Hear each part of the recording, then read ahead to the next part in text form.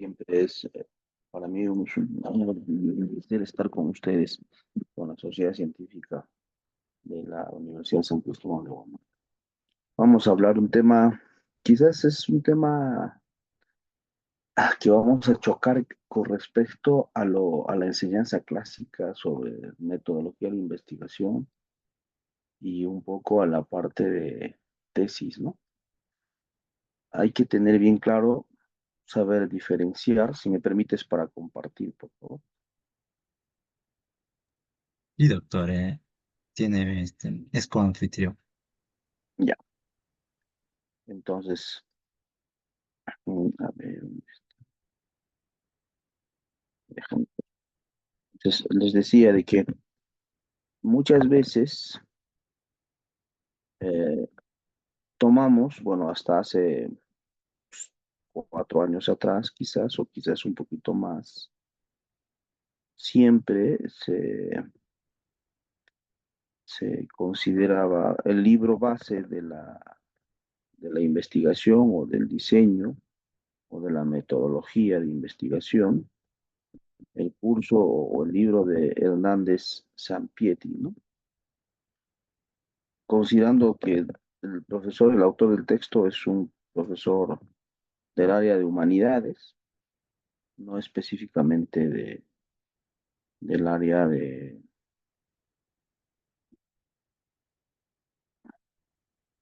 Me avisan si se está compartiendo, por favor. Sí, doctor, se está compartiendo. ¿Se En puede pantalla usted? completa, Sí, doctor. perfecto. Entonces, les decía de que Hernández Sampieri es un texto que durante muchos años, al menos en nuestro país, se ha tomado como un texto base para lo que es la metodología de investigación y también para enseñar tesis en las universidades, ¿no? Y dentro de ella está las escuelas de medicina. No sé qué libro utilizan como base ustedes para los que están haciendo metodología de investigación o están haciendo tesis uno o tesis 2. ¿Cuál es el libro de referencia que ustedes tienen? Seguramente muchos van a mencionarme Hernández Sampieri, ¿no? Ah, quizás habría que cambiar de pensamiento y decir de que, no digo que esté mal el libro, pero creo que hay textos que están más relacionados a la formación y a la enseñanza e investigación ligados al área de ciencias de la salud y más específicamente de medicina, ¿no? Ustedes saben que la medicina es una de las ciencias que ha crecido bastante con esto de la investigación y sobre todo con lo que viene a ser lo que ustedes ahora están aprendiendo, que es la medicina basada en la evidencia, ¿no? Esta evidencia se basa en función a muchos estudios, generalmente ensayos clínicos, los cuales se toman para sintetizarlos o sistematizarlos mediante un estudio que son las revisiones sistemáticas y las metaanálisis. Y basado en estos resultados, pues es nuestra toma de decisiones finales en la intervención y la atención de nuestros pacientes, ¿no? No es tanto basado en la experiencia, sino más basado en la medicina, en la evidencia, ¿no? Y bueno, hay controversias entre si la medicina basada en evidencia o la medicina basada en la experiencia o la medicina basada en la experticia, ¿no? Finalmente, hasta ahora todavía persisten esas escuelas, ¿no? Donde hay un grupo de profesores que están, bueno, pues ligados a medicina basada en la experiencia y otro grupo de profesores que están ligados a la medicina basada en la evidencia, ¿no? Y dentro de la investigación y la metodología de investigación, y para entender un poco de lo que viene a ser la medicina basada en evidencia, es importante considerar qué diseños de investigación clínica existen en, en ciencias de la salud, que muchas veces pueden coincidir con los diseños de investigación epidemiológica o con los diseños de investigación epidemiológica clínica, ¿no? Pero con sus ciertas particularidades. Los diseños de investigación epidemiológica, donde buscan las determinantes o los factores para la prevención dentro de la población o la comunidad, ¿no? Por eso es que casi la mayoría de los estudios, en pregrado al menos, las tesis, están orientados a diseños de investigación epidemiológicos, ¿no? Factores de riesgo, factores asociados, ¿no? O tal elemento como factor de tal, y muy poca vez a estudios clínicos específicamente, ¿no? Entonces hoy día vamos a abordar un poco, así somera, en el tiempo que me determine para desarrollar sobre los diseños de investigación clínica, ¿ok? Muy bien. Entonces, dentro de la pirámide de la evidencia, conocemos de que existen documentos que tienen menos evidencia y existen documentos que tienen más evidencia, ¿no? Y estas van a ser obtenidas ya sea de estudios observacionales, estudios experimentales o los de revisión, las famosas revisiones sistemáticas. ¿De acuerdo? Existen estudios de base que muchas veces se pueden realizar basados en laboratorio, ¿no? Estudios experimentales en laboratorio sobre la prueba de un nuevo principio activo para disminuir el colesterol, por ejemplo, obtenido de un extracto eh, de algún tipo de planta dentro de la fitofarmacología, y esto se extrae y se empieza a hacer estudios a nivel laboratorial in vitro para ver si tienen un efecto sobre las moléculas de colesterol, ¿no? Y después de eso pasa a una fase ya en animales, donde aplico a un grupo de animales tratados específicamente para mi estudio, unos roedores que pueden tener preparados genéticamente para que expresen hipercolesterolemia, y ese principio activo que inicialmente había encontrado in vitro, empiezo a aplicar y veo los efectos que tiene esta nueva molécula o, ¿no? de este fármaco, de esta planta que yo creo que pueda tener efecto sobre los animales, y empiezo a hacer el estudio en animales, ¿no? Son estudios de laboratorio, de gabinete o estudios básicos o de ciencias básicas. Luego tenemos los estudios de opinión de expertos, donde un grupo de personas, neumólogos, expertos en manejo de la tuberculosis, hacen un consenso, una discusión y establecen criterios para el inicio de tratamiento para la tuberculosis, ¿no? Entonces, esa opinión de esos expertos se considera como aquel estudio que está ubicado, si se dan cuenta, en estudios con menor evidencia dentro de las fuentes de información, las editoriales, las cartas al editor, ¿ok? Que van a servir pues para poder iniciar. Podríamos decir que son estudios base, estudios empíricos. Y ahí entramos a un grupo de estudios donde vamos a ponernos a observar los fenómenos que ocurren. Vamos a suponer, yo quiero hacer un estudio sobre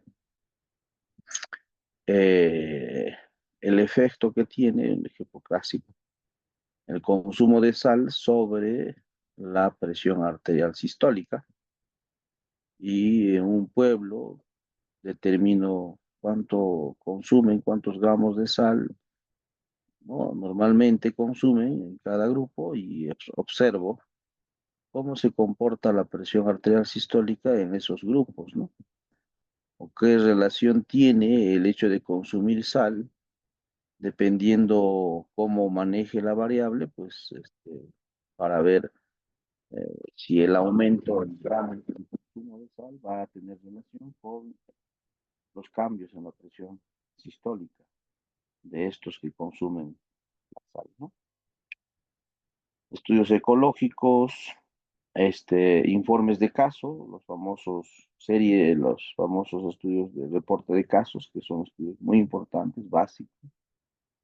Quizás esos sean los estudios con el cual los estudiantes de pregrado suelen empezar, o con las cartas al editor, ¿no? Que son los documentos con los cuales podrían empezar uno a iniciarse en el proceso de la publicación y también de la investigación.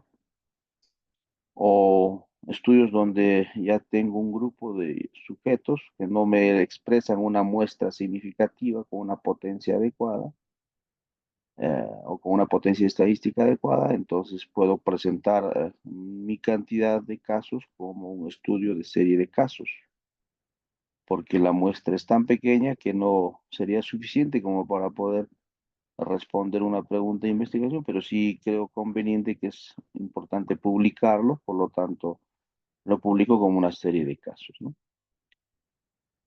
Ya estamos en este grupo, quizás estos tres que voy a mencionar, que son los estudios transversales, como primera de ellos, que es menos evidente con respecto a los casos y controles y a los cortes, que son los estudios que suelen utilizarse con mayor frecuencia dentro de los estudios clínicos, ¿no? Los estudios clínicos a nivel de salud y en general, y en medicina obviamente que también, ¿no? Los estudios transversales, que pueden ser netamente estudios de prevalencia, donde determinamos la proporción de un evento o de un factor en una población específica, que eso lo vamos a conocer como la prevalencia, o donde comparamos esas prevalencias y analizamos en base a las prevalencias y los factores que estén presentes en la población que estamos estudiando, y esos serían los estudios transversales analíticos. Entonces, en los estudios transversales podemos tener los transversales puros de prevalencia o aquellos que determinamos factores relacionales para el aumento de una prevalencia con respecto al factor que estamos evaluando, que son los estudios transversales analíticos. Los casos y controles, muy utilizados, quizás discriminadamente utilizados para hacer estudios. A nivel general hay que tener en consideración ciertas condiciones para poder decir, yo voy a utilizar un estudio de casos y control, o yo voy a hacer un estudio transversal, o yo voy a hacer un estudio de cortes. Entonces, es importante tener claro cuál va a ser el diseño que ustedes van a crear para vuestras preguntas de investigación. Por ende, tener claro en qué condiciones hay que emplearlos y cómo emplearlos, cómo proponerlos, ¿no? Que eso es quizás una de las dificultades que se tiene en, ¿cómo se llama? En tesis o de investigación. Pero si vamos a la medicina basada en evidencia, pues esta es la pirámide de los estudios para poder tomar y hacer nuestra síntesis de estos documentos y basados en ello establecer nuestras evidencias. Entonces vean ustedes acá una cuestión netamente para la jerarquización de la evidencia, para lo que es la parte terapéutica, de la más baja evidencia a la más alta evidencia. Los que están en la pirámide de la evidencia son pues justamente las revisiones sistemáticas y metaanálisis que vienen a ser estudios de fuente secundaria, o sea, de ensayos clínicos o estudios de cortes, donde se sintetiza la información para responder una pregunta de investigación. Los estudios, obviamente, ensayos clínicos aleatorizados, que son estudios dentro del área de salud, considerados como los estudios de intervención o experimentales, donde uno manipula la variable de exposición, por ende son estudios experimentales, ¿no? Y bueno, tenemos los otros que vienen a ser netamente descriptivos, casos y controles, cortes, algunos estudios controlados no aleatorizados y algunas revisiones sistemáticas documentales, lo que conocemos como los famosos scoping review, que nos permiten también sintetizar la información y hacer una investigación documentaria o en base a publicaciones. ¿Y esto para qué nos sirve? Justamente para determinar nuestros niveles de evidencia y nuestros grados de recomendación. Dentro de la medicina basada en evidencia sabemos muy bien que para poder decir esta intervención o este tratamiento tiene una evidencia con un grado de recomendación A, B, C o D, o un nivel de evidencia 1A, 1B, 2A, 2B, 3A, 3B o 4 y 5. Es importante, pues, de dónde se han sacado los estudios o cuáles fueron los diseños, ¿no? Entonces, si son revisiones sistemáticas o metaanálisis o ensayos clínicos aleatorizados individuales, quizás las revisiones sistemáticas y los ensayos clínicos son los que tienen mayor evidencia sobre la intervención para el desenlace o para, en este caso, la enfermedad que queremos estudiar. Sin embargo, los otros estudios, como los de cortes, los scoping review, los casos y controles, están dentro del grado de recomendación B, y bueno, los otros, serie de casos, opinión de expertos, están dentro de las recomendaciones o el grado de recomendación D, y con niveles de evidencia completamente bajas. Los niveles de evidencia de mayor jerarquía estarían en los niveles 1A, 1B, 2A, 2B. Por eso es importante conocer los diseños de estudio como tal para tener presente. ¿Ok?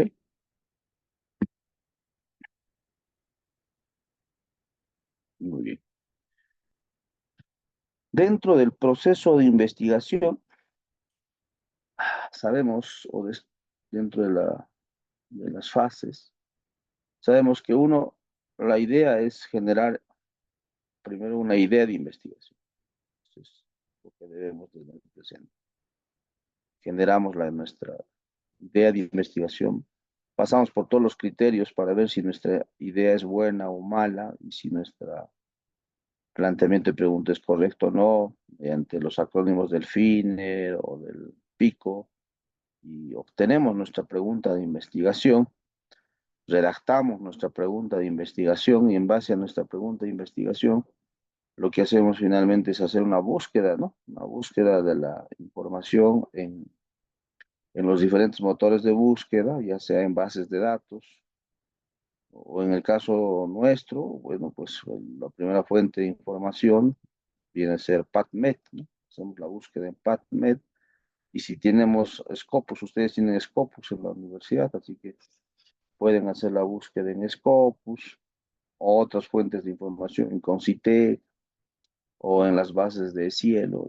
Buscan toda la información posible en función a vuestra pregunta de investigación para que hagan pues el planteamiento del problema de investigación con los antecedentes, la justificación y el marco teórico, ¿no? Como tal. Una vez establecido nuestra pregunta, tenemos los antecedentes, pasamos justamente a este punto importante, que es una partecita dentro del proceso de la investigación y es determinar cuál va a ser nuestro diseño metodológico de estudio para responder nuestra pregunta de investigación. O sea, ¿cómo pretendo responder mi pregunta de investigación? ¿Mediante qué diseño, no? Y para eso es importante remontarme a el planteamiento del problema, a mis antecedentes, a mi justificación y a mi marco teórico, ¿no? Esto me va a mí orientar a poder establecer qué diseño de investigación voy a utilizar para que pueda proponer en mi investigación.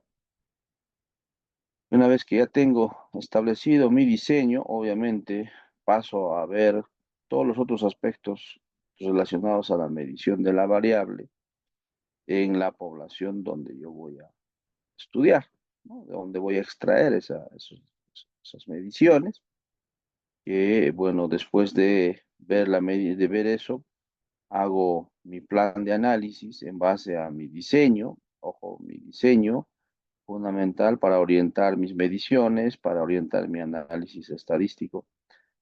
Mi diseño también está relacionado con la hipótesis. Si hay hipótesis, pues mi diseño de investigación tiene que estar orientado para responder mi hipótesis, ¿no?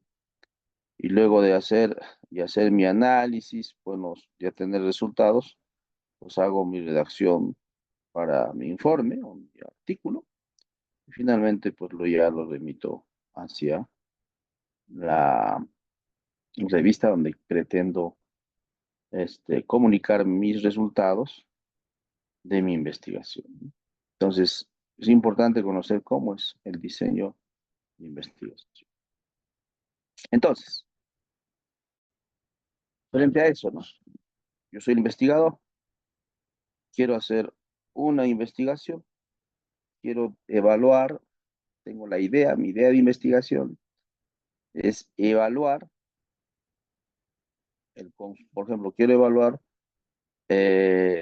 si, por ejemplo, si los controles prenatales es un factor de riesgo para complicaciones maternas en la gestación, ¿no? O al final de la gestación.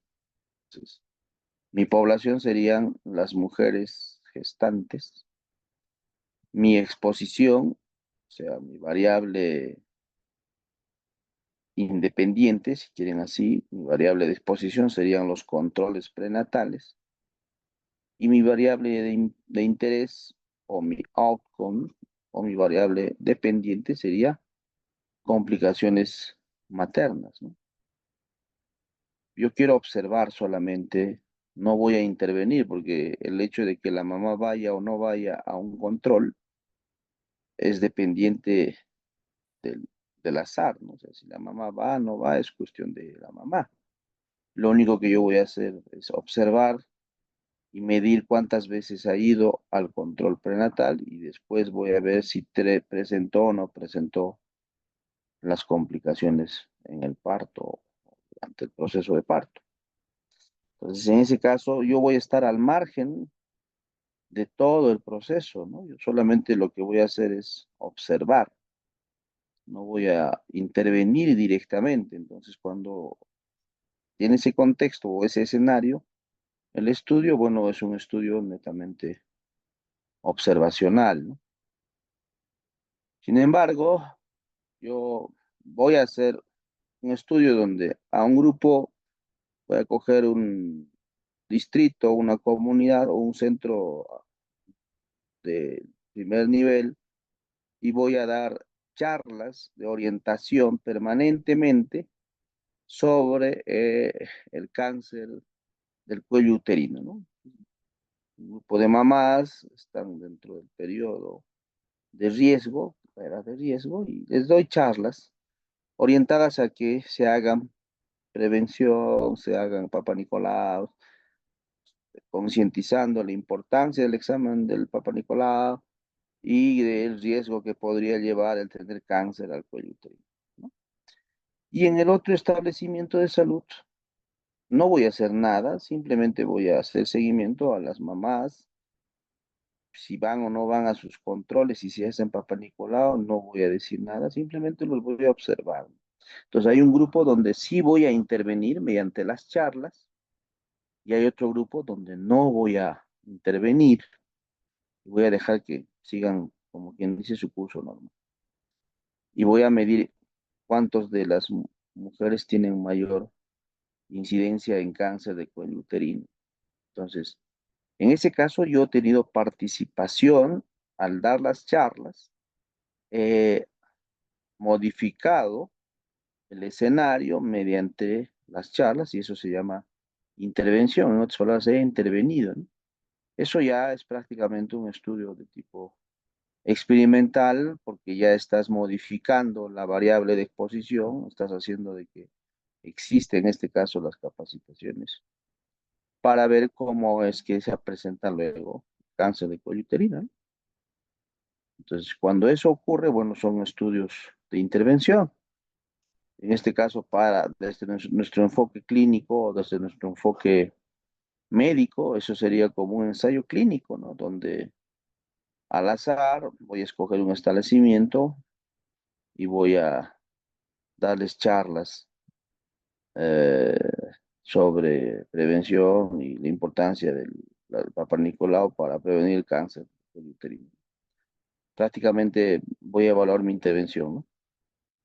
Entonces, en ese caso, es un estudio experimental, donde yo ya intervengo, ¿no? Entonces, los estudios desde el punto de vista biomédico, los podemos dividir pues en aquellos donde no hay intervención, estamos al margen, simplemente somos los observadores, y aquellos estudios donde vamos a tener intervención, ¿no? Donde vamos a ver qué cosa vamos a modificar, ¿no? La variable de exposición es manipulado, en otras palabras. Tiene otras connotaciones más detalladas en su teoría, pero vamos a tratar de hacerlo lo más resumido y simple para que ustedes me puedan entender y bueno, ya seguramente la motivación de ello hará que ustedes puedan buscar más información. Que eso es finalmente el propósito, ¿no? Entonces, dentro de los de no intervención, tenemos los estudios observacionales y dentro de los que observacionales tenemos los descriptivos puros y dentro de los descriptivos puros tenemos la serie de casos, estudios de prevalencia, estudios de factor, o perdón, de caracterización de un evento, donde solamente describimos, no estamos buscando una relación, una asociación, simplemente vemos cómo se presenta y se presentan en tasas, promedios o medianas y se acabó, ¿no? Más no vamos a ir allá. Están los estudios analíticos donde tratamos de buscar una relación o una asociación y tenemos medidas de asociación, ¿no? Los famosos ORs, RRs, los RPs, los famosos odds ratio, REIT ratio, los REIT prevalentes o razón de prevalencias, o los hazard ratio, que nos van a permitir ver la medida de asociación entre el evento y la exposición, ¿no? Importante desde ese punto de vista. Y esos estudios son analíticos, ¿no? Los vamos a analizar como tal y es importante considerar. Entonces acá tenemos una clasificación un poquito más extensa para que ustedes lo puedan entender. Los estudios observacionales, ¿qué es lo que finalmente ustedes hacen en los proyectos de investigación? Casi todos vuestras tesis, vuestros proyectos están basados en los estudios observacionales, ya sea estudios observacionales descriptivos puramente, donde determinan prevalencias y nada más, y los estudios observacionales analíticos, ¿no? Donde vamos a relacionar y vamos a ver las medidas de asociación mediante pruebas estadísticas y de hipótesis para ver si está o no está asociado un factor o una variable a la variable de interés o a la variable de desenlace o a la variable outcome, ¿no? Entonces, ¿qué son los estudios de casos y controles, cortes? Los estudios de pruebas diagnósticas, que son muy importantes, que muy poco tampoco también se realizan como parte de las investigaciones, pero que son importantes porque son los que se pueden metaanalizar, ¿no? Los cortes y las pruebas diagnósticas se pueden metaanalizar. Y los estudios experimentales o de intervención, que bueno, pues a la cabeza están los ensayos clínicos aleatorizados, que son los que normalmente nos proporcionan una mayor evidencia dentro de la pirámide de la evidencia, juntamente con las revisiones sistemáticas y los metaanálisis, ¿no? Entonces vamos a hablar de un estudio de corte transversal, ¿ok? Un estudio de corte transversal donde solamente voy a describir, ¿ok? Entonces yo quiero saber, por ejemplo, la obesidad infantil en población de 6 a 12 años en el distrito, voy a tomar un ejemplo de acá de mi distrito de Cusco, San Jerónimo. Entonces, simplemente quiero saber cómo está la obesidad en estos niños, ¿no? No quiero buscar cuáles son los factores para la obesidad. No, mi intención es saber solamente cómo está la obesidad. Puede ser por sexo, cuánto de prevalencia tiene, cuántos por ciento de los niños en el distrito de San Jerónimo son obesos, ¿no? Y a eso voy a sumar otras variables de repente para mi estudio. Pero mi objetivo es saber nada más cuántos son obesos. Se acabó. Entonces, para determinar esa pregunta de investigación, pues nuestro estudio o nuestro diseño va a ser un estudio de tipo transversal, ¿no? Obviamente observacional, pero transversal, de corte transversal y nada más. Entonces reclutamos mediante el censo o el municipio o el establecimiento de salud, pues averiguamos cuántos niños tenemos en todo el distrito de San Jerónimo de 6 a 12 años. Seguramente vamos a suponer que tenemos unos 10.000 niños. Entonces esos 10.000 niños lo que tengo que hacer es pues unificarlos dentro de mis criterios de inclusión y aquellos que no cumplen retirarlos para hacer un marco muestral, ¿no? O sea, para sacar un listado de los que pueden ser analizados o encuestados. Y luego hago pues mi muestreo y saco una muestra representativa que han sido elegidos estos de acá. Y bueno, pues analizo y determino la obesidad, la diabetes, la hipertensión, la dislipidemia, el cáncer de colon, qué sé yo, ¿no? Pero establezco simplemente prevalencias.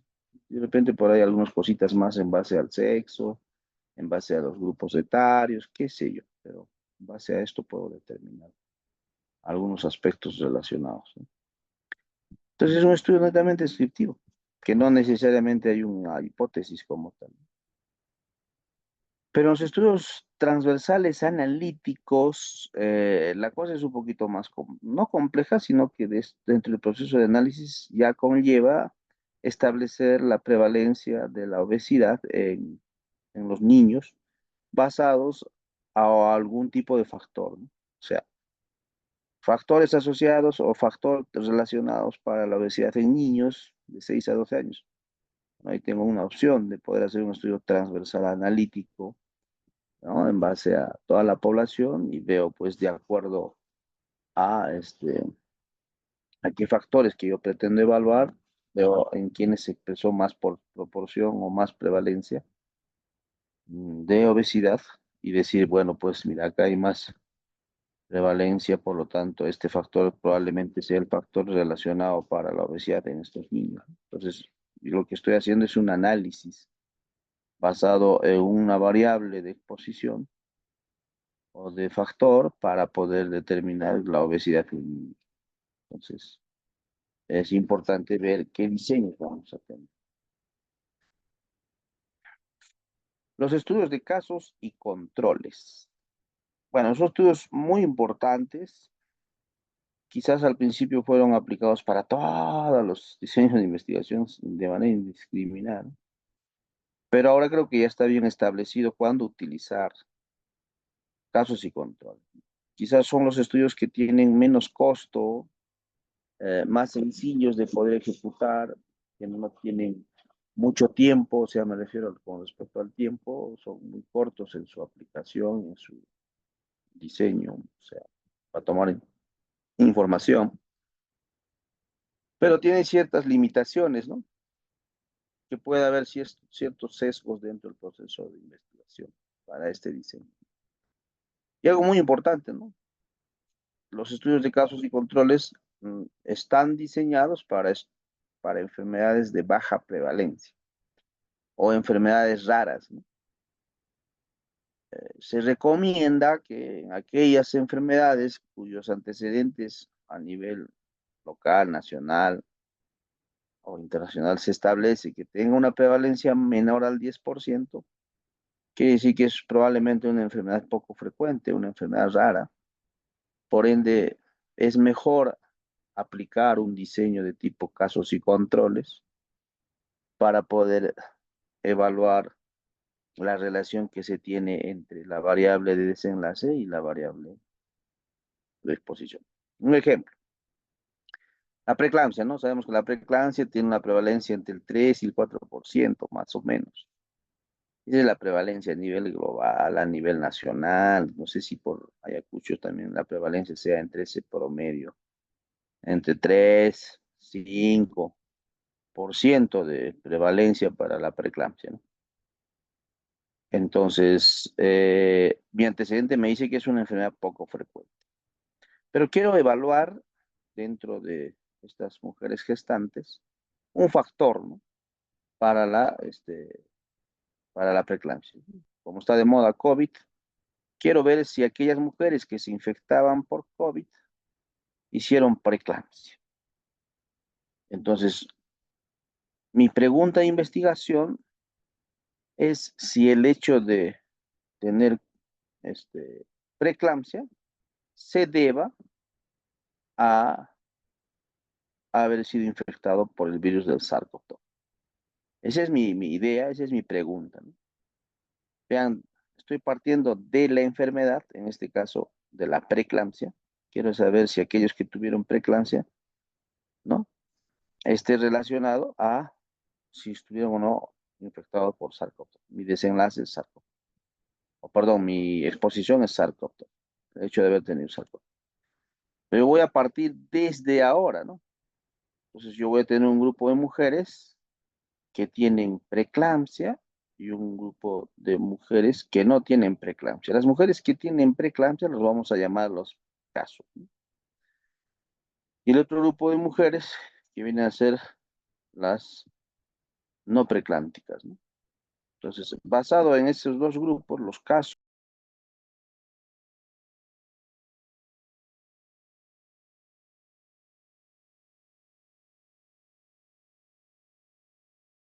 allá, basados en esos factores,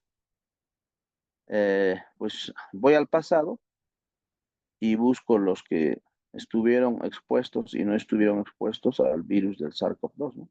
Los que tenían este, infección por el SARS-CoV-2. En sentido retrospectivo, voy del presente al pasado, por eso que también los estudios de casos y controles son considerados los retrospectivos. ¿Por qué? Porque a partir de la enfermedad voy a ir hacia el pasado para ver si el factor de estar infectado o no estar infectado por el virus del SARS-CoV-2 estuvo relacionado con tener preeclampsia. Pues el mejor diseño para esto es un casos y controles. ¿Por qué? Porque primero, porque la prevalencia de la enfermedad o del evento es baja. Es una enfermedad poco frecuente, la preeclampsia. ¿Ok? Y mi pregunta de investigación me orienta a un diseño de casos y control también. Entonces, pues es mejor un diseño de casos y control para esta pregunta. Entonces, vean bajo qué condiciones hemos tomado la decisión de proponer el diseño de investigación. Bajo la pregunta, bajo el antecedente de la prevalencia del desenlace, en este caso preclampsia. Y eso nos ha conducido a proponer. ¿Ok? Miren ustedes, acá tenemos el diseño.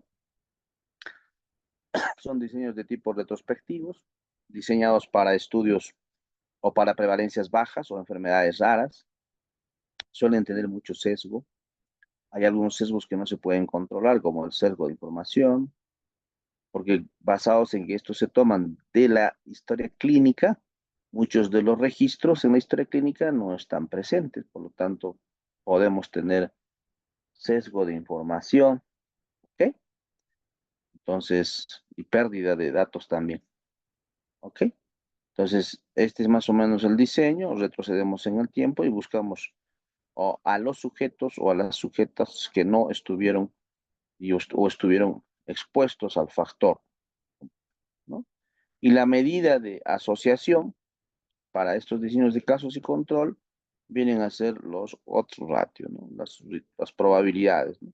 Un odds es una probabilidad y la proporción de los odds es pues la razón de los odds, ¿no? O odds ratio. ¿Ok? Bien, acá tenemos esta pregunta. La pregunta de investigación es la obesidad infantil. Estoy partiendo del desenlace. Obesidad infantil es mi desenlace. En pacientes pediátricos menores de 2 años de edad, se previene por el consumo de lactancia materna exclusiva. ¿De dónde estoy partiendo? De mi desenlace. Estoy evaluando la obesidad. Y voy a ir hacia atrás, ¿no?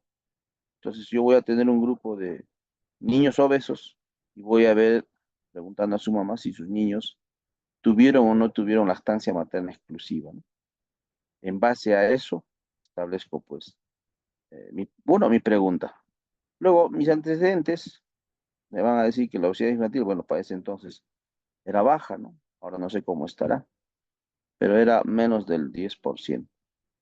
Entonces, la mejor propuesta de diseño e investigación clínica o investigación clínica era pues un diseño de casos y controles, donde obviamente planteamos mediante el famoso PECO o PICO, pacientes pediátricos menores de 2 años, lactancia materna exclusiva, los que no estuvieron con lactancia materna exclusiva, el desenlace es la obesidad.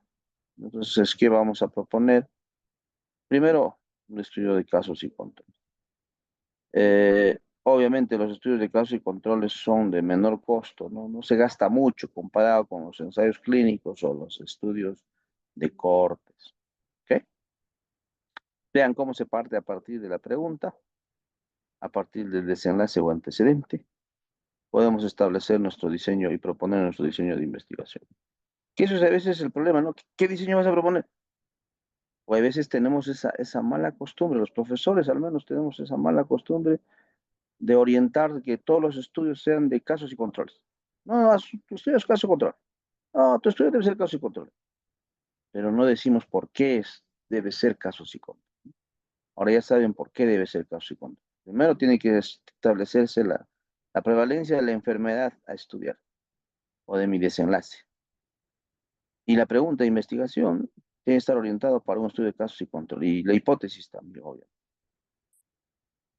Los estudios de cohortes. Los estudios de cohortes son estudios que, si bien es cierto, son estudios que están diseñados para verlos en el futuro, o sea, son estudios longitudinales prospectivos, si quieren, son de mayor costo, son más precisos, se suelen controlar de mejor manera en el proceso de seguimiento y en el proceso de reclutamiento, se parte del presente y se va al futuro, ¿no? Donde se tiene un grupo de expuestos y un grupo de no expuestos, y les hacemos seguimiento por 1 mes, 2 meses, 3 meses, 4 meses, qué sé yo, ¿no? Dependiendo qué tiempo has determinado el periodo de seguimiento para la enfermedad. El mejor estudio de cohortes en el mundo para la parte cardiovascular es el estudio de Framingham, por ejemplo. Uno de los estudios más grandes que ha habido ¿no? Dentro de los que vienen son las enfermedades cardiovasculares, con los factores para las enfermedades cardiovasculares. Entonces, partimos del presente, donde tenemos al grupo de los no expuestos y de los expuestos, y vemos, supónganse a los 5 meses, vamos a evaluar, y quienes han presentado la enfermedad de interés o el evento de interés, ¿no? En el grupo de no expuestos, uno ha hecho enfermedad y en el grupo de expuestos han hecho tres, ¿no? Y en base a esto yo establezco y hago mi análisis correspondiente para poder sacar una conclusión si el factor que estoy evaluando se relaciona con la aparición de la enfermedad como tal. ¿Ok? Son estudios prospectivos. Pero eso no quiere decir que no se puedan hacer de manera retrospectiva. Se pueden hacer de manera retrospectiva, y tienen que controlarse bien en su diseño y pueden hacer cortes retrospectivos. Sí se puede hacer cortes. La medida de asociación para las cortes generalmente son los Ritz ratio o los RR o los riesgos relativos, que son las mejores mediciones o perdón, las mejores medidas de asociación que nos van a estimar el valor puntual con sus intervalos correspondientes para determinar cuánto es el factor relacionado al evento, ¿no? Vean ustedes acá, bueno, tenemos un ejemplo. Miren ustedes, se parte de la exposición para buscar el desenlace. En el caso sin control, se partía del desenlace para poder encontrar la exposición, ¿no es cierto? Ya vean ustedes acá la pregunta. La exposición es consumo de ácido fólico.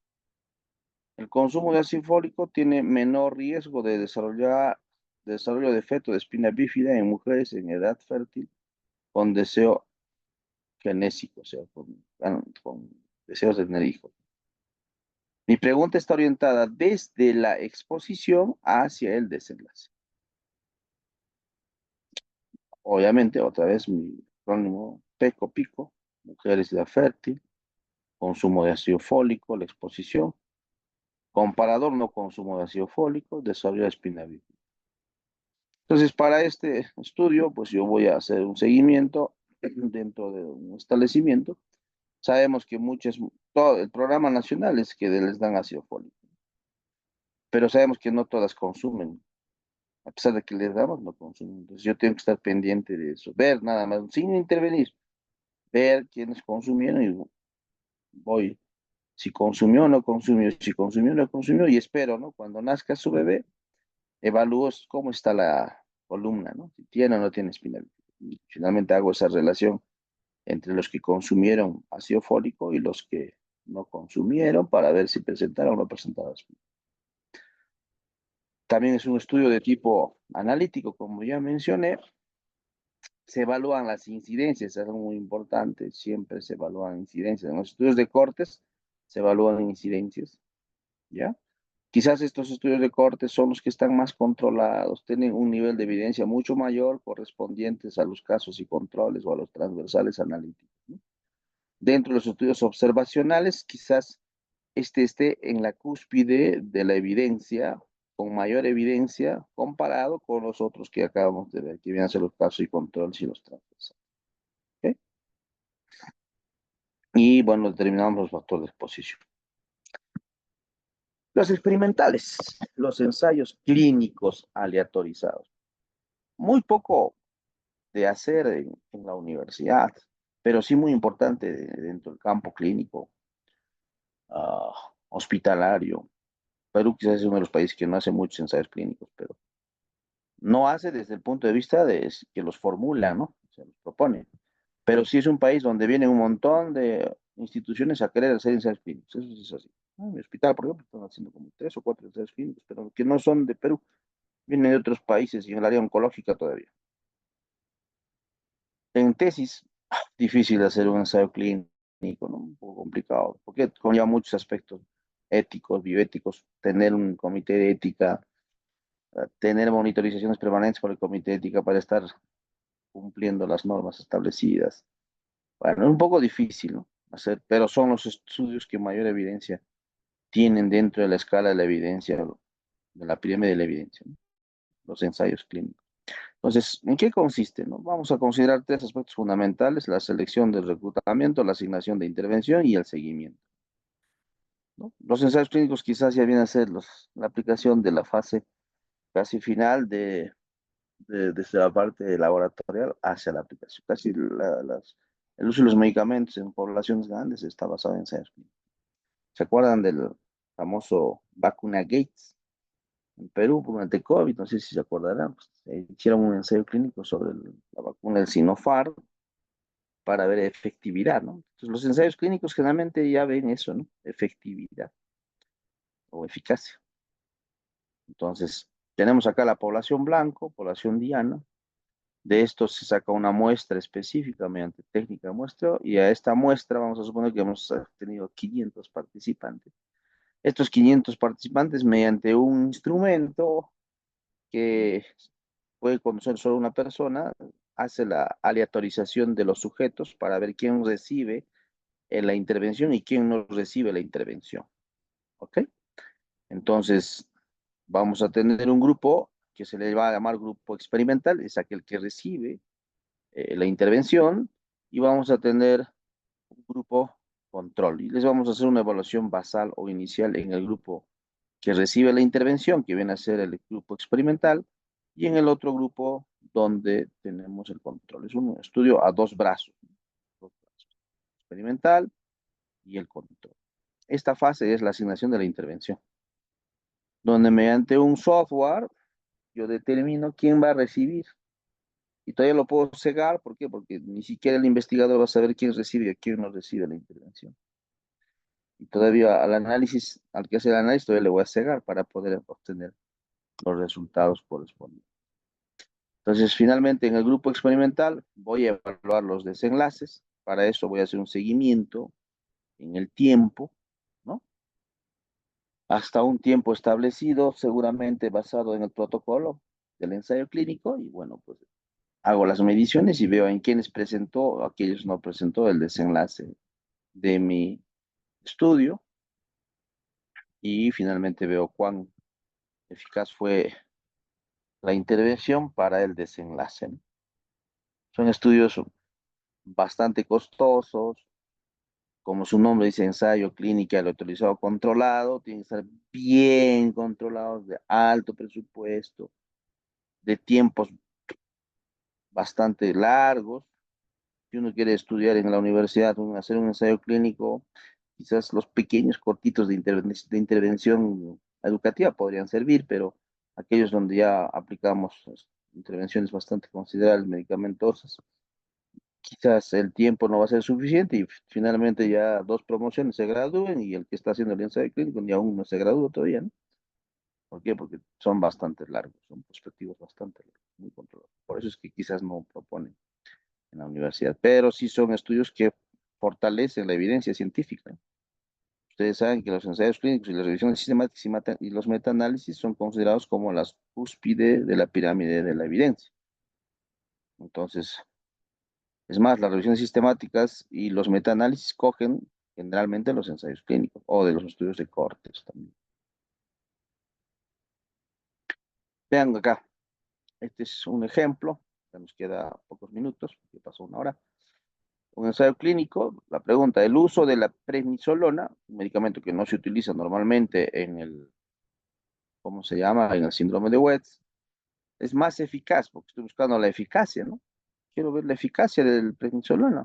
Entonces son estudios de eficacia. Que la ACTH, ¿no? Para la reducción del número de crisis de espasmos en pacientes pediátricos menores de 5 años con síndrome de West. Entonces, acá yo voy a intervenir, les voy a dar prednisolona y voy a evaluar la eficacia de la prednisolona para reducir el número de crisis de espasmos. Donde tengo la intervención, ya no es la exposición, es la intervención, prednisolona.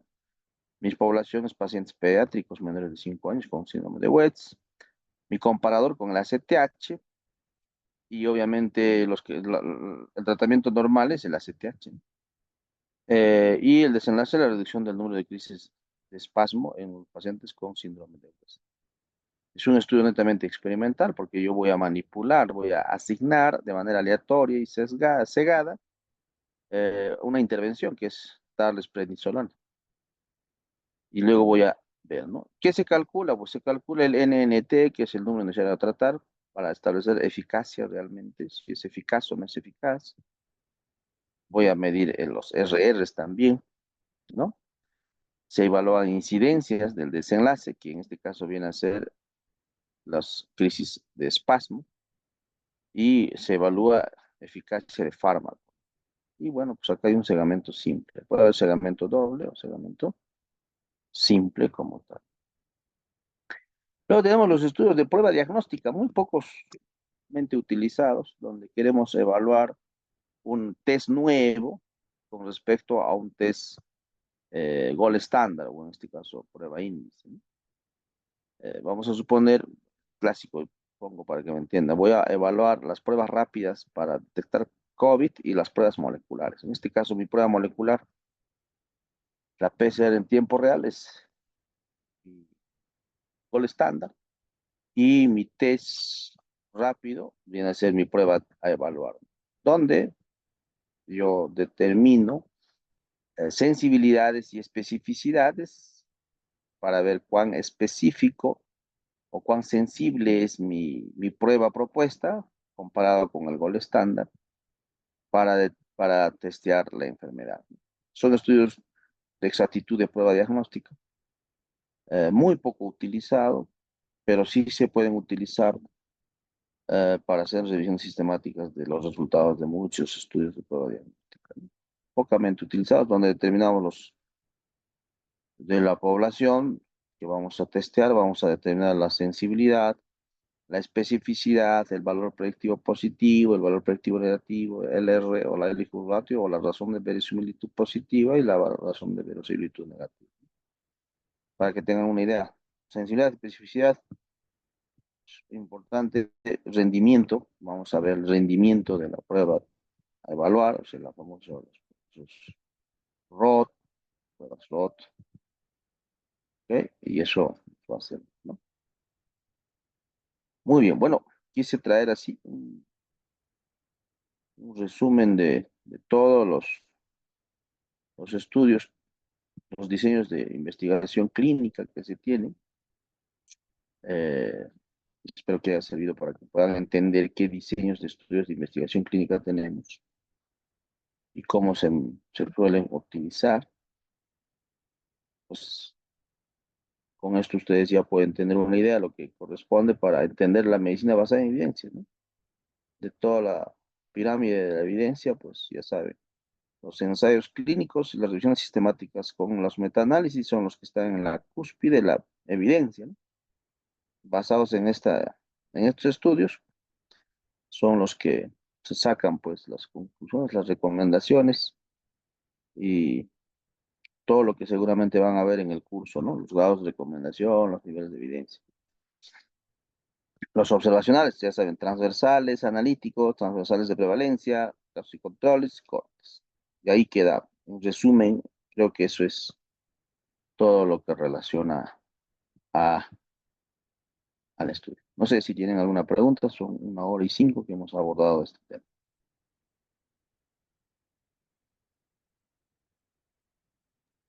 Muchas gracias, doctor Solís. Realmente una excelente presentación. Antes de pasar las preguntas, por favor, chicos, si tienen alguna duda, pueden escribirlo o también pueden prender lo que es el micro. Eh, mm, Doctor, por favor, díganos una palabra clave para lo que es la lista de asistencia. Ah, ¿cuál es? Ah, una palabra clave, ensayos clínicos, pues. Gracias, doctor. Como escucharon, la palabra clave es ensayos clínicos. Lo voy a repetir nuevamente. La palabra clave es ensayos clínicos. Eh, una duda, doctor, sobre lo que me estaba teniendo es sobre los casos y controles. ¿A qué lo denominamos como casos y qué cosa también lo denominamos como controles? Ok. Cuando uno propone un estudio de casos y controles, pues tiene que, obviamente, definir casos, son los que tienen la enfermedad. Vamos a ver, ¿qué quieres estudiar? A ver, Yesel, dame una idea, lo que se te venga a la cabeza. ¿COVID, doctor? Ya, vamos a suponer COVID, ¿no? Quiero ver COVID.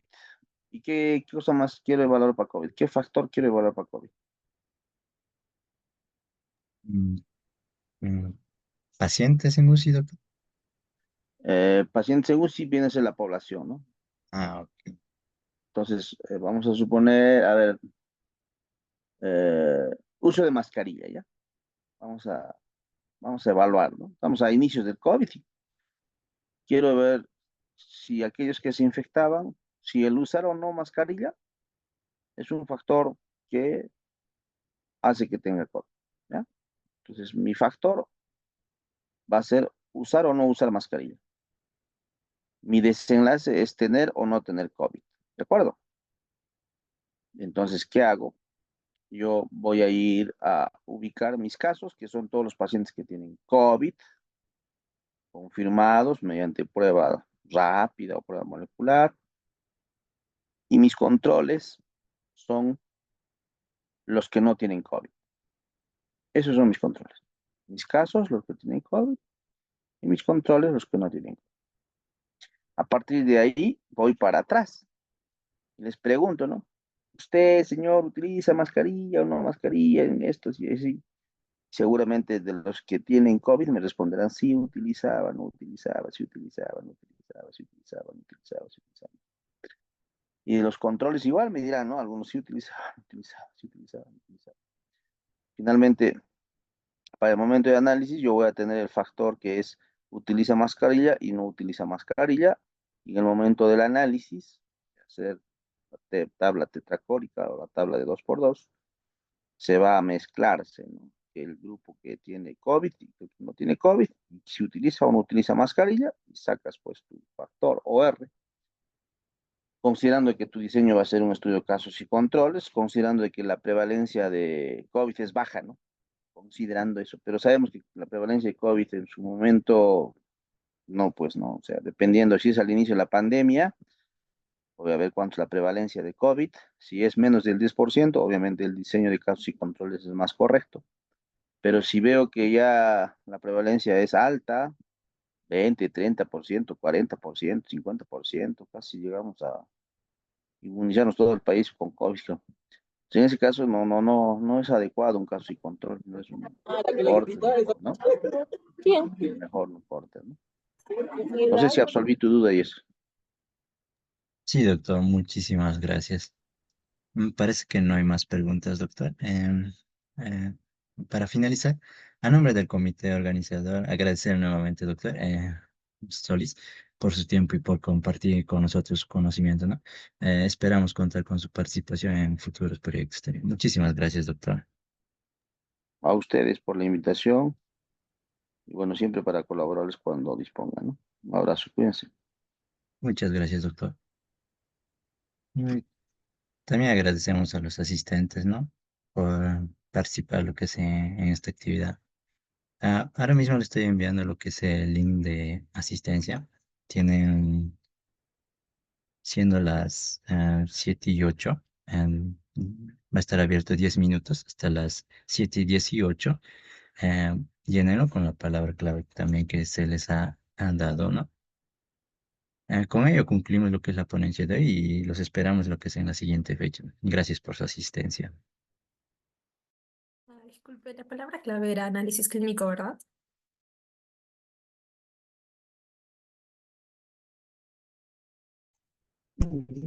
No, ensayo, dijo, ensayo clínico.